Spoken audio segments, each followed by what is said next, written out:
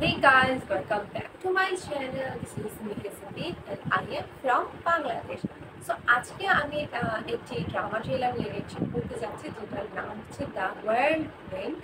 So এখানে অভিনয় করছে সল কিয়ন হো, যে নো মার্সি, কিল বক্স এই মুভিগুলোতে অভিনয় করেছে। কিম হেই, যে দ্য ওয়ার্ল্ড অফ ম্যারি এই ড্রামাটিতে অভিনয় করেছে। তাহলে আমরা দ্য হোয়ারলউইন্ড এই ড্রামাটির ট্রেলার রিঅ্যাকশন করা শুরু করছি। 1 2 3।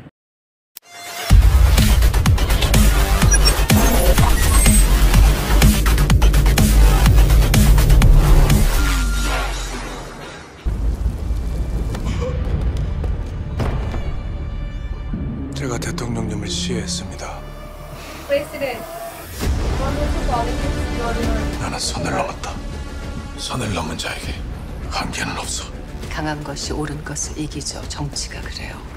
국정원, 검찰, 경찰을 장악하는 데 일주일. 대통령 아들 장현수를 파헤치는 데 일주일. 대진그룹과 정수진의 멱을 잡는 데 일주일. 그리고 쓰레기를 모아 세상 밖으로 버리는 데 일주일.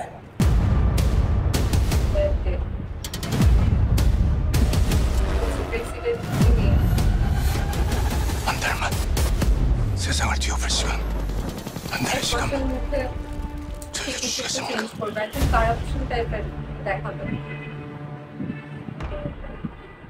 সেটা মূলত পলিটিক্স জনরার ড্রামা হতে যাচ্ছে। সো এখানে হচ্ছে যে নায়ক থাকে সোল কিয়ং হো, সে হচ্ছে একজন প্রাইম মিনিস্টার থাকে, কিন্তু সে হচ্ছে যে প্রেসিডেন্টকে, তার দেশের প্রেসিডেন্টকে সে শাস্তি দিতে চায়, কারণ সেই প্রেসিডেন্টটা হচ্ছে কারাপশনে ঘেরা বা কারাপ্টেড প্রেসিডেন্ট।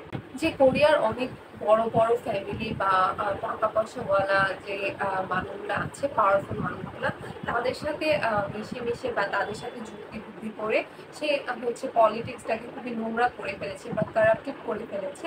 এই জিনিসটা প্রাইম মিনিস্টারের যে সে নিতে পারছে না এবং সে চাচ্ছে যে সে যে এই জিনিসগুলোকে সাফ করুক এবং এই কারাপশনটা দূর করুক।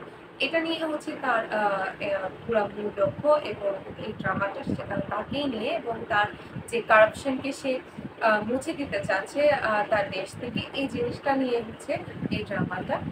এবং এখানে একটা ইন্টারেস্টিং ফ্যাক্ট হচ্ছে সোল কিয়ং হো খুবই নামি দামি একজন অ্যাক্টর।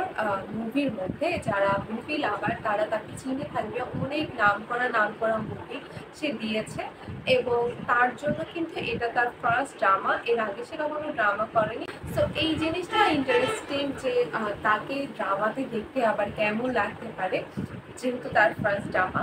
তো আপনারা কে কে এই ড্রামাটির জন্য অপেক্ষা করছেন এবং আপনাদের কাছে ট্রেলার রিঅ্যাকশনটি কেমন লেগেছে অবশ্যই কমেন্ট সেকশনে জানাবেন। আজকের মতো সবাই ভালো থাকবেন, সুস্থ থাকবেন।